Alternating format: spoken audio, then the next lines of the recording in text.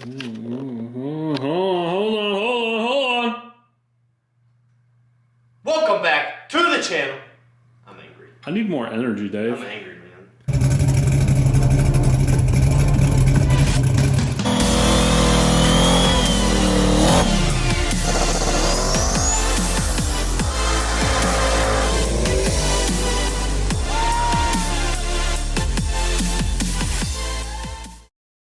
So we're having some problem. Dave's not in a great mood today. This is video 3 of our road to 2K. This is the video where everything starts to go wrong. Yeah, I mean, this is just how it goes when you're trying to build a car in little to no time.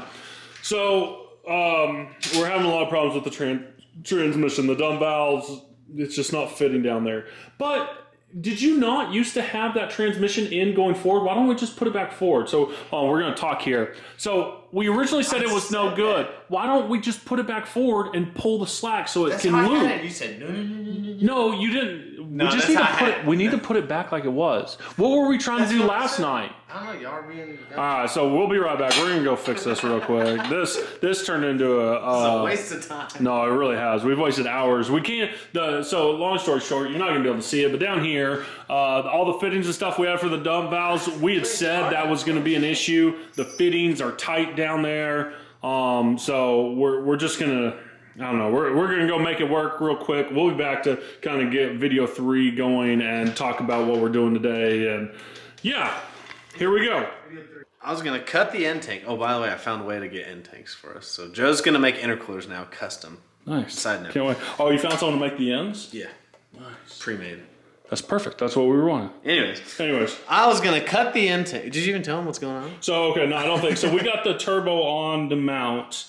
And it's there. So I cut the mount off. Dave's got some video. You need to send that to me. Yeah, I will. So I can put it in here. So I cut that off. Dave loved it. And then we mounted the turbo just to the turbo kit. The motor's solid now, and we're off.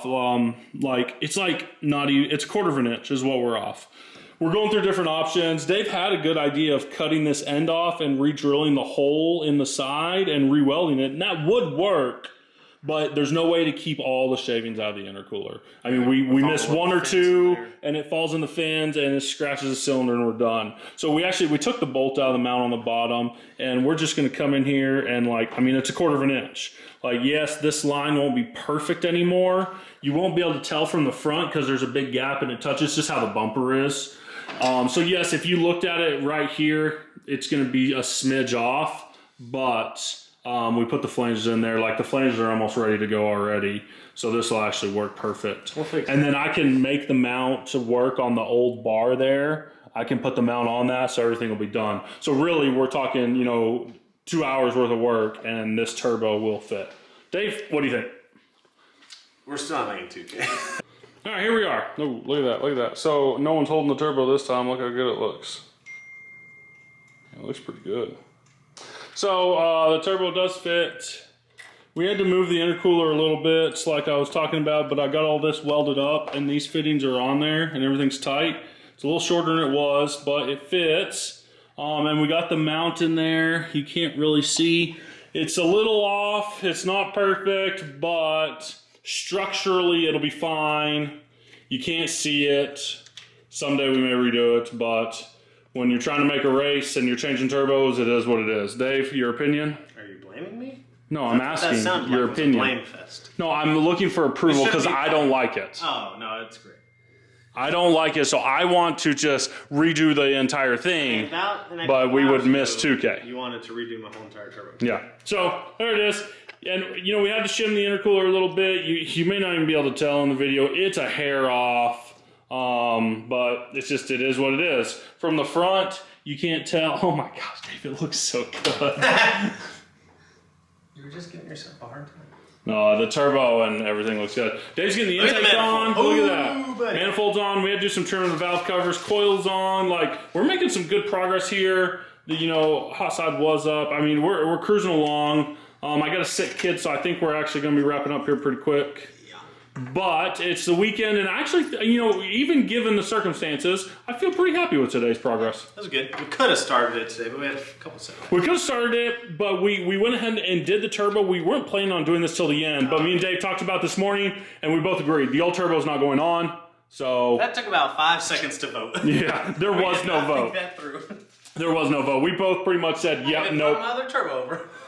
He brought it over. That was a waste of time because this turbo just looks too sick. Wait till you see the photo. It's going to be the thumbnail for this video. So I guess y'all will already see it, but I'll also put the awesome photo here. It looks amazing. So we're going to keep rock and rolling. I'll probably end it here for tonight, but this video you'll see me pick up. I may sneak back out here later or tomorrow morning, but we're going to keep rock and rolling. Fingers crossed, maybe start up tomorrow. Yeah. All right, typical. It's like, you know, almost 1 o'clock in the morning. Dave's not here. I'm out here trying to get everything ready. But no, you're not going to be able to see, but I welded the mount on. You actually have to take the center section off of the exhaust housing to mount all this. I have all the bolts tight. Gasket's in. It's mounted to the mount. Like it's bolted to the mount down underneath. Everything's secure. So Dave took the compressor cover because he's going to tap it. But really, so turbo's done, mount's modified. I'm halfway happy with how it turned out. It's a little offset, but it welded up good. I got the weld all the way around. Turbo's mounted. You can see the rest, like intake's on, fuel lines are on. We had to do some clearancing, get all that good. But I mean, it's really moving forward. Tomorrow, first thing, gonna snake the wiring through, start plugging everything in. We're gonna verify cam and crank signals ASAP. And then start buttoning stuff up. Cross your fingers. We're missing an O-ring, if we can get that for the throttle body. I don't think it's a Holley one. I think it's a whoever, Sean Custom Alloys. I don't know. We got to figure out the O-ring situation, but it is rock and rolling. We're getting closer. We'll continue video 3 here tomorrow. You are not taking my bolts. I knew he was going to say that. Joe, just add. Then why'd you say it?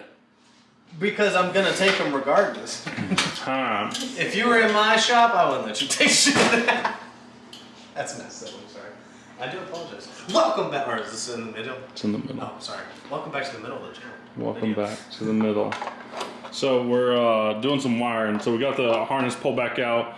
Dave relocated the coils on top of the valve covers. We used to have them on the struts. Both options look good, but I had to go and modify the harness just because these weren't, no I don't. These weren't the same distance apart, and then it was farther away from where I originally had it. So we had to lengthen that, but I got this side done. It looks pretty clean. I'm pretty happy with it. Are we going to debate this or not? No. I like how yours is. Which one do you like better? I probably like the coil, like Only this. because the strut tires are like shaved and welded. I mean, even not, like, I just think, I like this look. My Trans Am had them right on top. I like it. It's a clean look. My Mustang always had it on the bars, and I don't know. I like this look. So, we're going through. We got a few things finished up. He's putting like the sensors, throttle body, all that. I don't know if I updated, but turbo's on. He tapped this. So it's all done and it all fits. So the turbo is mounted. It's all welded up. All the hoses and connections are done. So turbo's done. He has the flange for the oil thing. I mean, we're really just going through kind of final assembly. I cleaned up the inside wiring. It's all pulled out. We're finishing up. I'd say I'm halfway done. I got this side done. I'm about to do the other half. We got fish and wires underneath, injector harness. I mean, really just kind of basic stuff. And then we're getting pretty close to wiring in the cam and crank sensors.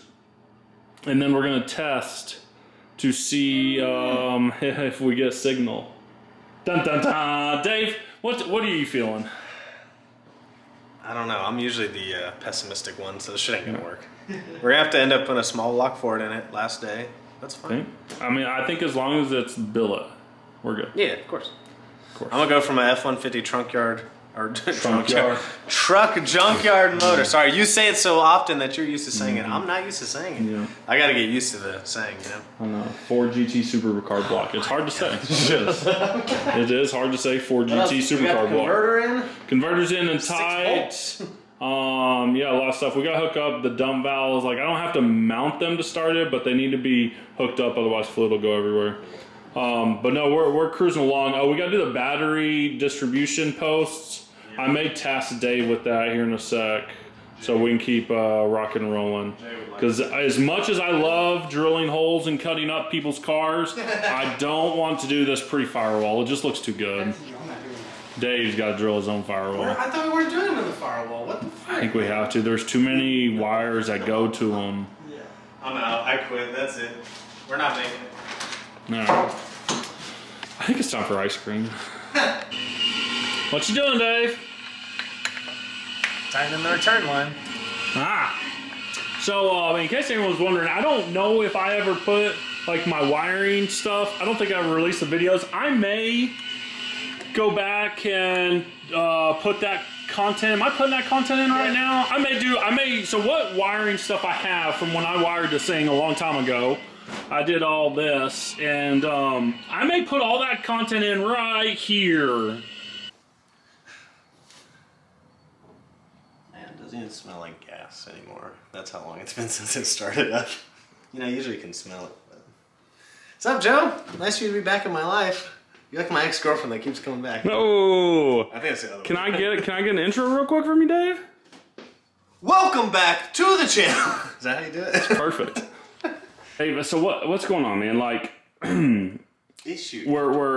And I feel like this is informational for like anyone that's doing a Coyote. So this Never buy a Gen 3. Yeah, I think this is going to start Dave's Coyote wiring series. So wait, you haven't done any? Oh yeah, no, I've done tons. Okay. But so here we are, like we're having problems with the switch panel and relay board. It's a ground activated relay board, and then the switch panel we got is just traditional. Supposedly the fancy switches that are in there, we were hoping we could just like reverse polarity and make them work, but I think there's some internal structure to those that does the lighting and whatnot that robs power and ground, so I don't think they're going to work if we just try to switch polarity. If you don't know what that means, just throw one of them away. Yeah. So here we are. He's got an expensive switch panel that can't be used. The relay board, is a little cheaper. So we're trying to determine, like, what do we switch out? Do we buy another switch panel? We were trying to get switches, but we're having a hard time getting a hold of the guy. I think he's moving shops, not trying to, bash anyone, but like I understand, like you're moving and stuff. Like, yeah, you're gonna get behind on stuff. So here we are. He's in a tight timeline, and we're trying to figure out what works. So we're looking at relay boards and switch panels, but now we're coming up with some new stuff. And I'm new to Coyotes. So this is my first Coyote to wire. Is it? It is. I gave you the hardest one. And yet we're struggling, so it's a Gen 3. I only know of one guy that's ever wired a Gen 3. Thanks. Like, truly. So now I'm going to have 15 people in my inbox wanting me to wire their Gen 3s? No, just buy a Gen 2 if you're going to do a Holley. Actually, no, I kind of like it. So if you need a Gen 3 wired, holler at me. And we'll get it done. So, but the problem is so I guess like some of the sensors are different on Gen 2s versus Gen 3s. So we're struggling with that, and Dave actually already rewired some of that stuff. He got some schematics from Ford and figured out what's what, got the right connectors, and got them wired in. So, he's already done some of this work on converting a Gen 2 harness to a Gen 3. Just the engine harness. But the problem where I struggled with, and we'll go over here and look at this, is because I don't know Coyotes as good as Dave does. And you start getting into all this VVT and non-VVT and stock coils and different stuff. And like on LS stuff, it's all the same. Like we don't care. There's like one or two harnesses and that's that. So I've taken this one apart because I do my own modifications to them. But as we're here, like I was going through this stuff and it's like ignition module in and ignition module out. I'm like, okay, well, what's that for? We don't have an ignition module, but I was tracing these wires and they go to the main coil harness. I'm like, well, we're going to use that main coil harness. So if these need to be plugged into something, it's not going to work. So I'm just trying to learn like what all this stuff is. And apparently, if you're using stock coil on plugs, you need this harness. I don't know the numbers and I'm not going to confuse anyone, but you need this specific harness, and then an ignition channel driver plugs into this that you wire in and do other stuff, and that actually drives your coil on plugs. But so he bought this because originally he was going to use stock coils, but then he found out the stock coils weren't going to work. Yeah, why weren't they? I don't know. There was some reason they weren't going to work. So he then bought a smart coil harness setup, and he's just going to put smart coils on it. Well, smart coil stuff is kind of all universal. It's for LS, universal, whatever. But it obviously doesn't use any of this stuff. And then, like, I get even more confused, like the VVT. I thought this maybe had to do with VVT because they offer a VVT box. So I'm like, well, does the VVT box plug into this and that? And I'm so confused. But seriously, if you go to Holley's website and look, they offer like 8 different Coyote harnesses. Well, they just discontinued one of them. Too. Why? And that's the one I was going to buy. Why? I don't know. But that's the one you can't get. So they used to make a Holley harness for smart coils, but they discontinued it. Yeah. I don't know. So, here we are. In the end, I think you'd be better off if you buy Coyote. I almost think you'd be better just buying the unterminated one. Because there's so many different options. There's so many different things. Like, they're trying to make this all plug and play, but there's so many options. And I guess if you know exactly what you have, if you have a Gen 2 with VVT and stock coils, that is exactly the harness you need. I'm looking to sell. But if you're doing, ignore that it's been torn apart. Who cares about that? But yeah, if you got a Gen 3, like, I almost think just start with the unterminated. No, my other buddy that's doing, Paul, he's doing a aftermarket ECU and they're doing unterminated. Yeah, I think seeing mine, he's all, nope. Do they have a Gen 3? Yeah, they're gonna cut all the stock connectors and make their own. No, definitely. So and that's what I did with my LS, is I just did an unterminated. Like, granted, a beginner wouldn't want to do that. Because in theory, if you had a Gen 2 with VVT, this is pretty close to plug and play. So someone not knowing much about wiring could maybe get this going. Yeah. There's a lot of stuff to it, but they maybe could get this going.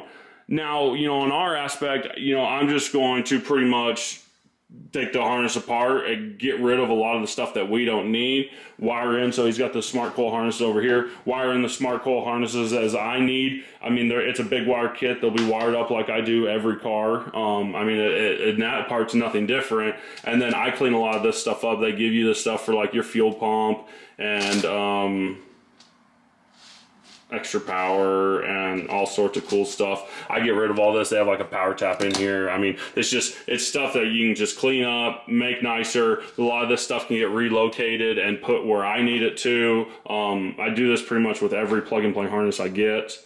Just did on Jack's car, did on Brady's car. There's really no point to buy this shit. No, like, get the unterminated. It's cheaper. Yes, in the end, it's probably about the same amount of time, to be honest. Once I modify this harness, I'll have about the same amount of time in this versus an unterminated. So that's where we're at. And yeah, Dave, it's great to see you. You haven't been here in months. We're about to go get some ice cream. This car stresses me out. So Dave's trying to make FL2K, which this video will probably come out after FL2K. So that'll be fun. It's literally 16. I'm supposed to leave in 16 days. Did he really buy headers? No, they're already on there.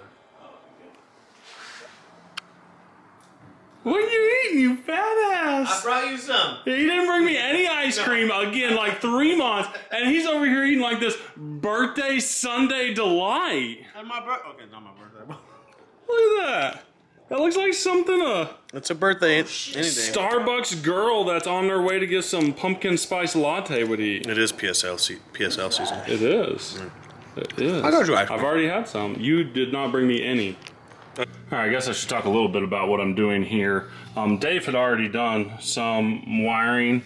I made the panel board and I'm putting stuff up there. I don't know if we're gonna put anything there yet. Right now, the harness for the Dominator isn't in here. I'm doing a lot of the body stuff. So there's a Leash Street strip board. If you're not familiar with these, they're great. They got a lot of power relays for like fans and pumps and starter, ignition, coils. Like, that's what we use all the big relays for. But what's cool about these is they also have like ignition. So they have switched ignition in here and they're gonna have all fuses. And then they have battery, so you have constant power. These are light inputs. So this is for like your headlights, your low beams, high beams, turn signals. These out here are the outputs for the lights. So those will actually go to all the bulbs. They even have inputs and outputs for trans brake stuff in here. And then down here at the bottom is all the switch panel stuff. So we've got a switch panel up there. Can't really see it. I'll show you here in a little bit. But then these are all the inputs for the switch panel. And then it actually has power and ground that supply the switch panel. And then these are all the actual switches. These all right here directly correlate to all these right here. So pretty cool, but that's what I'm doing right now. I'm just wiring all this up. You see I have the Holley solid state relay and the trans brake protection module. I wired those in here as well. It's just easy to tie it all together. And then, I got a big mess of wires coming. This loomed one goes to the switch panel. And then like this is a main battery feed. This is going to the starter. This is going to the engine and trans fans. So I'm starting to get all this in. I need to do the coils here. And then I think these last three we're gonna have open. We may, I don't know, we'll see. I may use those for something else. But yeah, just kind of going through here and wiring this up. These boards are really great. They actually make a wiring harness. I forget the company, Precision Fabrication, something like that. They actually make a really cool wiring harness for this. I used it on several other cars. Dave's car, since he had already wired a lot of his fans and that kind of stuff, and the switch panel was having its own, I was like, you know, we don't really need the wiring harness. I can just use what I got here. And it's working out pretty good. So I'm gonna keep at it and get a lot of this ran to where it needs to go, and then we'll be back to talk more on the Holley harness when I start working on it. Moving on to the next part of the Coyote fun in here. So I guess Holley doesn't have a great way to work with Gen 3 stock coils, or I'm not 100% sure. But in the end, Dave had to get smart coils, and we talked about this earlier. I finally got them wired up. You can see them over there. We used some mounts from the good old Maven. These are actually his roll tube mounts, but we mounted them, roll bar mounts, but we mounted them to the strut towers. Turned out really good. They're actually clean, and then we got with fire core for some wires and like measure the distances. Like, they look really good. And then we did a big wire kit for the smart coils. So these have, you know, like the factory connector that gets the signal from the Holley. They ground to the back of the head, each bank does. And then I'll show you, Dave has some pass-through power and ground right here. Hooked it up to the ground one here. So each bank of coils has a big wire that goes to the back of the head. They have a ground that goes directly to the battery, so this goes to the battery. And then the last part is they come in here, and I have them set up so each one has its own relay.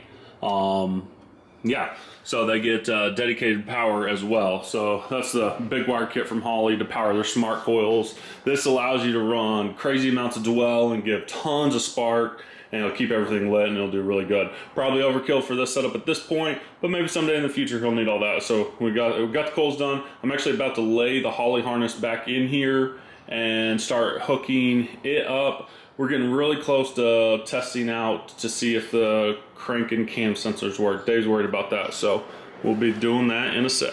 Getting the Holley harness ready to go. This is where we were talking about the Coyote stuff. Briefly mentioned earlier, you know, I pulled all this out of the harness. Let me show you. Bring it over here where you can see it. So I pulled all this out. This went to the ignition modules. So if you're trying to use factory coils, this goes to the computer, and then these go to the coils, and the ignition module interprets the signal and does something with it. We're not using those, so all that came out. So I unpinned that from the J1B connector. That's where the coil outs are on the J1B. So then we have a Holley smart coil kit. These are just the wires and the connectors and stuff. So I got those and pin them to the proper spots on the J2B. I mean, they got a diagram that you go off of. It's pretty simple, self-explanatory. So I'm doing that. I need to tie in these last two wires. These are the ground that go back to the computer. That's this wire. I'm gonna splice into that. And then I just kind of cleaned up some other stuff, you know, removed like the wires we're not gonna be using, tack wires, and then I clean up this built-in relay. It powers the fuel pump, the injectors, and the coils in a normal Holley setup.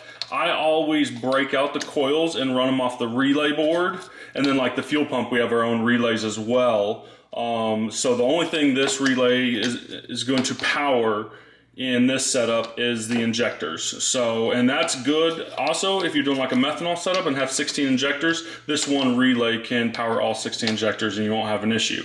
I am still going to use the fuel pump wire off of this relay to trigger all the fuel pumps that we're using. That way the fuel pump will prime when you key on.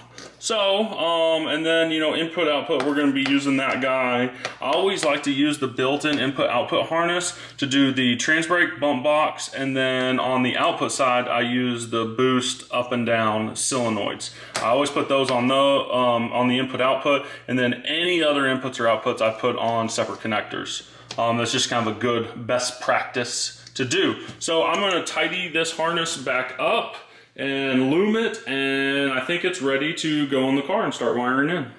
Back together, looks so much better. So, you know, got this relay and fuse zip tied up, looking good. Input, output, and the power harness. Sometimes I remove that power, but I left it on Dave's setup. CAN bus is here. These 3 wires. Fuel pump, switch power on, that turns on the Holley Dominator. And the red one is power for the injectors, that powers that relay and fuse. So you can see, got all the stuff back on, and it taped up, looking really nice. I use the harness tape. It's the Tessa cloth tape.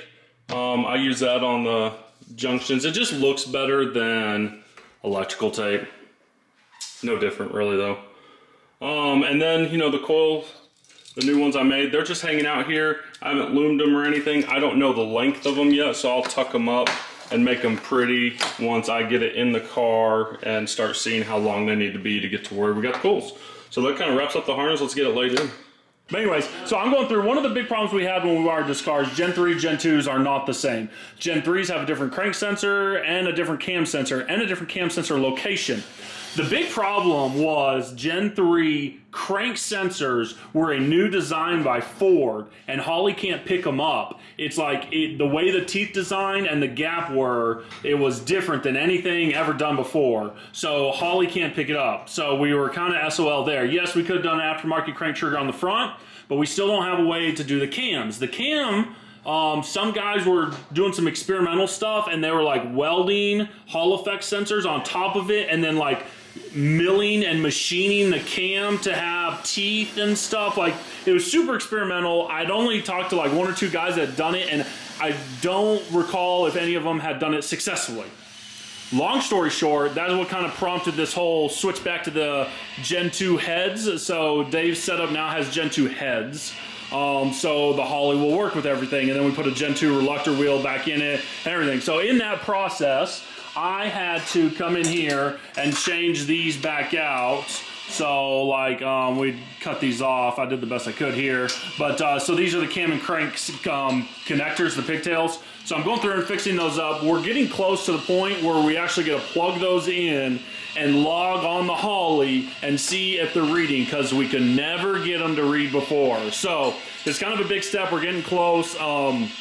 Wiring is the key right now. So you can see, like, I'm working on everything. I had to redo the coils. I got that side coils done. We're just kind of going through the wiring harness, updating ourselves where it was and getting everything going. We're having to redo the power and grounds that come through. They used to come through the firewall, but since Dave got this firewall all smooth, we're not putting them there. They're underneath the car now. So we're hooking all that up to get power to everything. We're about to start testing some circuits. So it's about to get exciting. I'll be sure to show, as I kind of go through, I'll show you how to do a system log in Holley to verify your cam and crank signals. I know that's a big thing. Not a lot of people know how to do it, but I do it all the time. It's super important.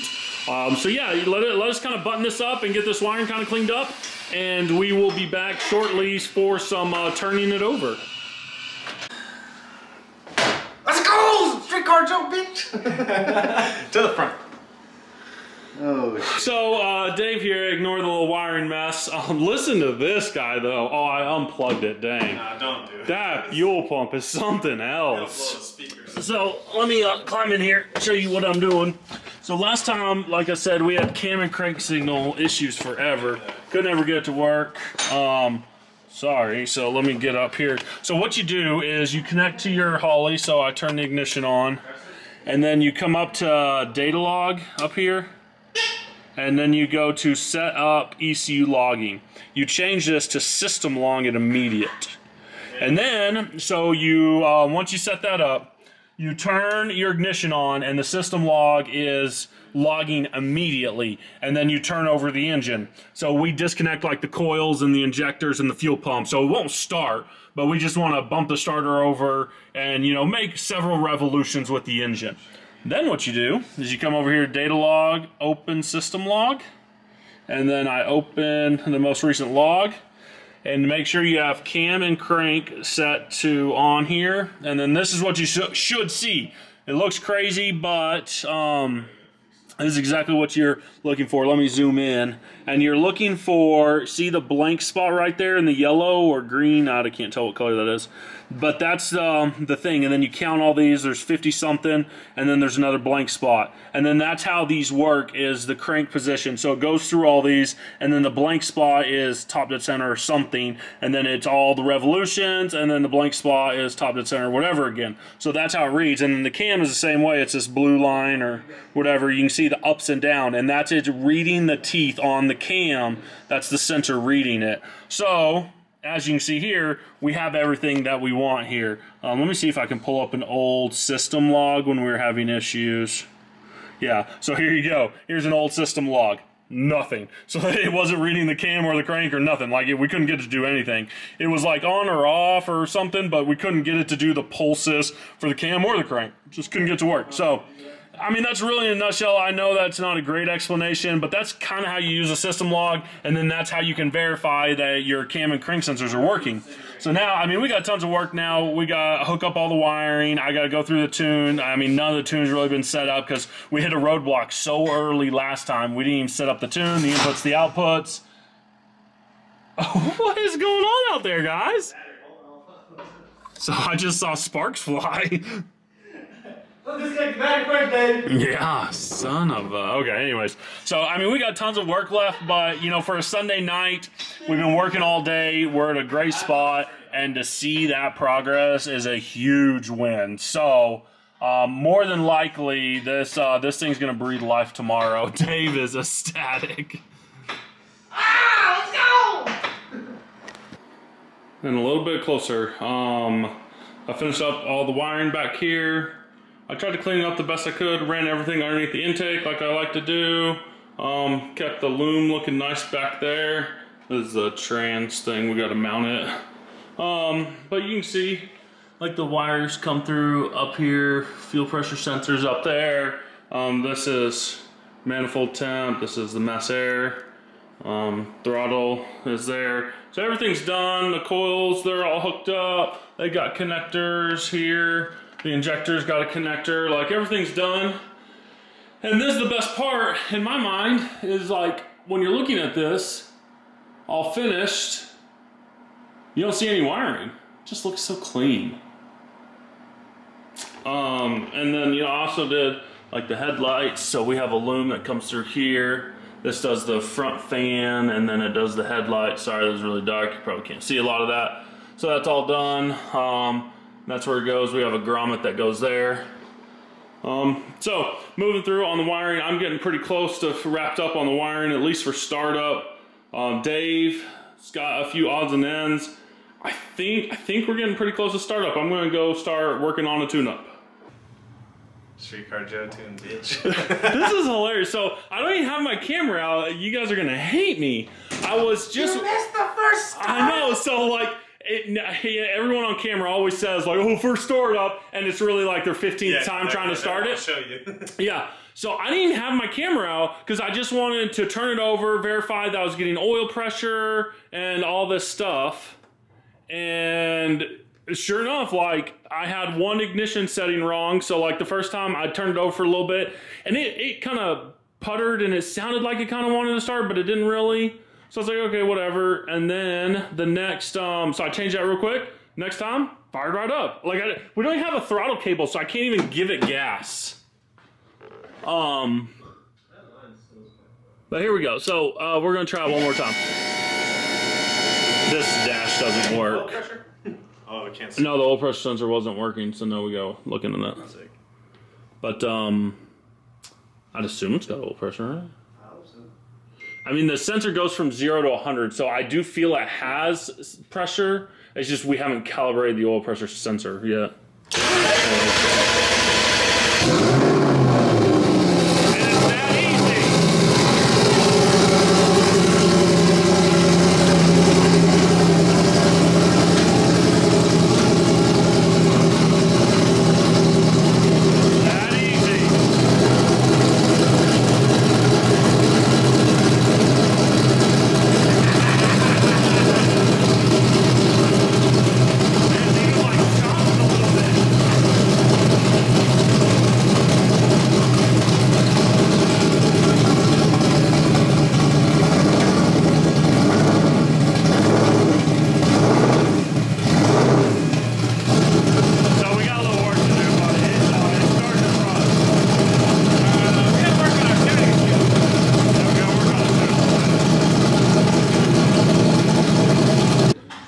Yeah, and this is ending video 3. It's running. You saw proof. I still can't believe how quick it started. It's kind of surprising. Like I really just the tune. Yeah. Anyways, I'm surprised it started. I mean, we got a longer list now than I think we had at the beginning of the day because now like it shows potential. Like it's running. So we have so much small stuff to finish up. Look, there's a lot of little wiring pieces that needs to be finished up. Underneath, dump valves got to still be mounted. I mean, there's so much that needs to be done, and it's still on pump gas. Like we really need to like drive it around the block on pump gas and then switch over E85. The next week's gonna be crazy. Oh God, Dave, it's running, buddy. it is running. With a week to go. Oh God.